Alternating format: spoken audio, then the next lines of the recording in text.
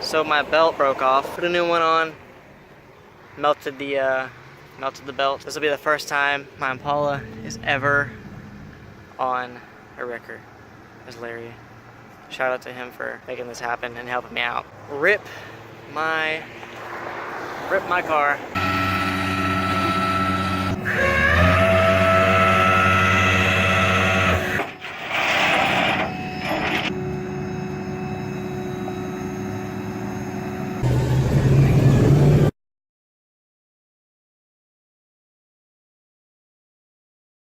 Dude, it is humid as hell. Hey, what's going on YouTube? Today's video is going to be kind of an explanation as to what's been going on. As you guys seen, the clip before this one was my Impala being towed, and I kind of wanted to make a video explanation as to what was going on. I haven't had my car in 2 solid weeks. Also, I apologize in advance right now for the insane amount of wind noise. Anyhow, I wanted to run you through the chain of events that have been going on the last maybe 2 or so weeks since I haven't been able to drive my car. So the clip you just saw from my car being towed was I got out of work one day and went to go start my car, and my serpentine belt kind of shredded itself. So I tried to cut off the pieces that were like hanging off and messed up.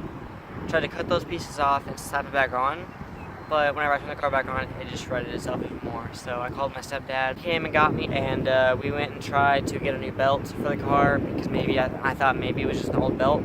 The belt that I shredded was the belt that I put on the car when I first bought it. It was really cheap. Bought a brand new belt, put it on. Car didn't even make it 5 minutes to getting home, and it literally melted in the engine bay. So we ended up coming to the conclusion that it was my alternator pulley bearing that was seized and caused friction and melted the belt. So the next day, me and a buddy went to pull apart and got an alternator off an 03 Impala LS. Alright, so we finished getting the alternator out. Say hi to the vlog. Kill yourself. We finished getting the alternator out, and we're going to look at some JDM cars apparently. It took a lot, that was a lot easier than I thought it was going to be. He said that he literally took like 2 hours to get his for his tours because none of them had them. Oh yeah, and just in case you guys didn't notice, this is the same guy from my import face-off creamy video. So that's Tim. Impalas are everywhere, which makes me kind of sad because that means that my car breaks down a lot and everybody wants to get rid of them because they're pieces of shit. Oh yeah, and sorry for filming like taking the alternator out. It literally took like 5 minutes. Okay, so we found a ST400, still has the motor, aftermarket fuel cell. This is the first time I've ever seen one in a car before. And we have a Mazda RX-7, which we've already seen a few Mazda RX-7s, and they're all FCs, but motor's taken out of all of them though. Kind of sucks. Oh, nice, dude. Another FC RX-7, except this one has the motor in it. This is the first rotary I've ever seen in real life, so. It's a weird look. That's cool. It looks really small, which solved that problem. But I was still very sketched out because, as you guys know, my power steering pump or rack and pinion is bad.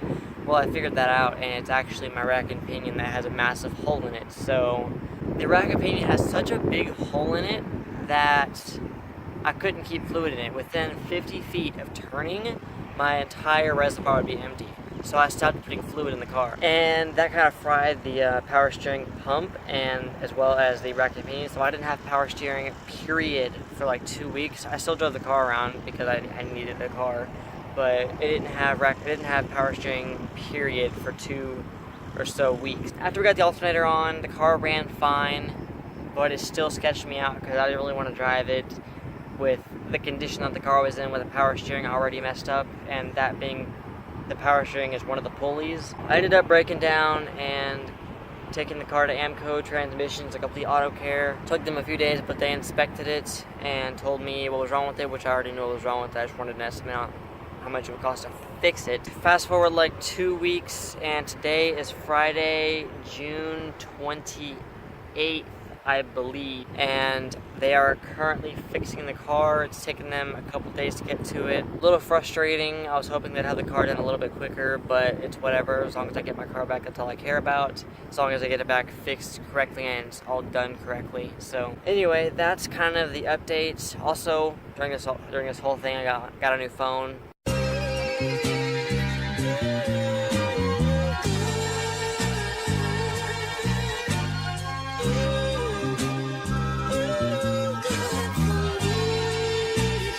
I don't have my cracked one anymore, so there's that.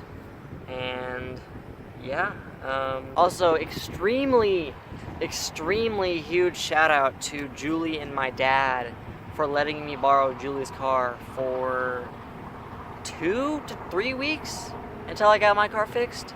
If it wasn't for them, I don't think any of the stuff that's happened these last couple weeks would have worked out, or it would have been a lot shittier had they not helped me out. So huge thank you, Dad and Julie, love you guys. But like I said, the Impala is currently in the shop, getting the rack and pinion, the power steering pump, and the outer tie rods, because I figured if I was going to get the rack and pinion, I might as well get the outer tie rods, because the inner tie rods come with it. So I think that just about covers everything. The car will be back in my possession by tomorrow morning, hopefully. Also, soon after I get the car, I will be putting an actual, like, the alternator that's made for my car, which the one that I have on there from the 03 LS fits fine, but the wiring harness is on top of the alternator rather than on the side, that's how it was on my original alternator. So I'm probably gonna put a new one on there, just for measure, just because I want to have that security. As you can see, everything has been crazy hectic. I super apologize for the wind noise. I don't know how bad the wind noise was. Thank you guys so incredibly much for watching this video,